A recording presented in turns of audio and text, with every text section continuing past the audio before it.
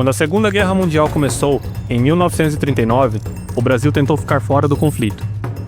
O que nos cumpre é manter estrita neutralidade ativa e vigilante na defesa do Brasil.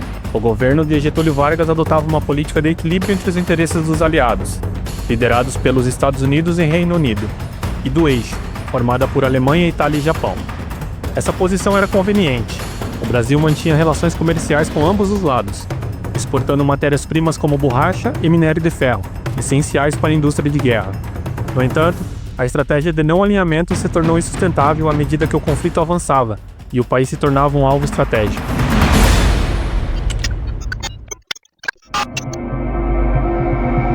Os Estados Unidos, percebendo a importância do Brasil, começaram a exercer pressão diplomática e econômica para que o país se alinhasse aos aliados. Em 1941, Vargas assinou o Acordo de Washington, que permitiu a instalação de bases militares americanas no Nordeste, principalmente em Natal, conhecida como Trampolim da Vitória.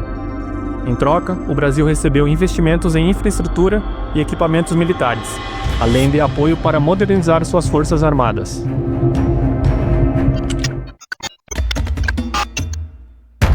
Apesar dessa aproximação com os aliados, o Brasil ainda se mantinha oficialmente neutro. Isso começou a mudar em 28 de janeiro de 1942, quando o governo brasileiro anunciou o rompimento das relações diplomáticas com a Alemanha, Itália e Japão, durante a Conferência do Rio de Janeiro.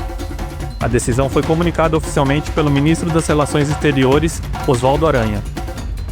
Essa é a razão pela qual, hoje, às 6 da tarde, de ordem do eminente presidente desta República, comunicando em virtude da recomendação terceira da reunião de consulta dos ministros das Relações Exteriores das Repúblicas Americanas, o Brasil rompia suas relações diplomáticas com a Alemanha.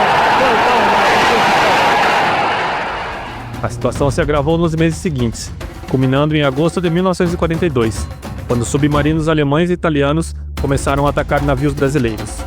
O episódio mais marcante ocorreu entre 15 e 17 de agosto de 1942, quando submarinos do eixo afundaram 5 navios mercantes brasileiros, matando mais de 600 civis. 5 dos nossos navios mercantes foram torpedeados. Milhares de brasileiros ficaram para sempre no fundo dos mares. A população brasileira reagiu com indignação. Grandes manifestações tomaram as ruas, especialmente no Rio de Janeiro, então a capital do país, exigindo uma resposta do governo. A pressão popular foi tão forte que, em 22 de agosto de 1942, o Brasil declarou guerra à Alemanha e à Itália.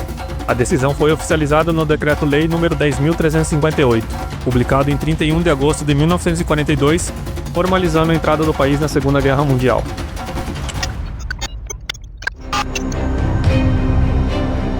Após a declaração de guerra, o Brasil mobilizou-se para contribuir diretamente no conflito.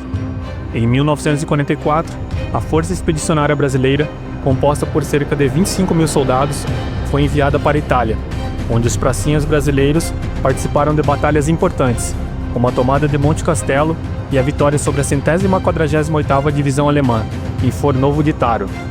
Além da FEB, a Força Aérea Brasileira também desempenhou um papel crucial, realizando missões de bombardeio contra alvos estratégicos do eixo. O Brasil foi o único país da América do Sul a enviar tropas para o fronte europeu, o que elevou seu prestígio internacional. A entrada do Brasil na Segunda Guerra Mundial resultou de uma combinação de fatores: pressão internacional, ataques diretos ao território nacional e a necessidade de proteger interesses econômicos e estratégicos. Ao se alinhar aos aliados, o Brasil não apenas respondeu às agressões do eixo, mas também fortaleceu sua posição no cenário global, estreitando laços com os Estados Unidos, que se tornaram um parceiro essencial nas décadas seguintes. A participação brasileira no conflito trouxe mudanças profundas.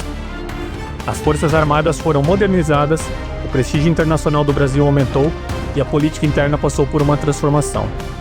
A guerra acelerou o desgaste do Estado Novo de Vargas, culminando em sua queda em 1945, mas também consolidou o Brasil no mapa geopolítico mundial.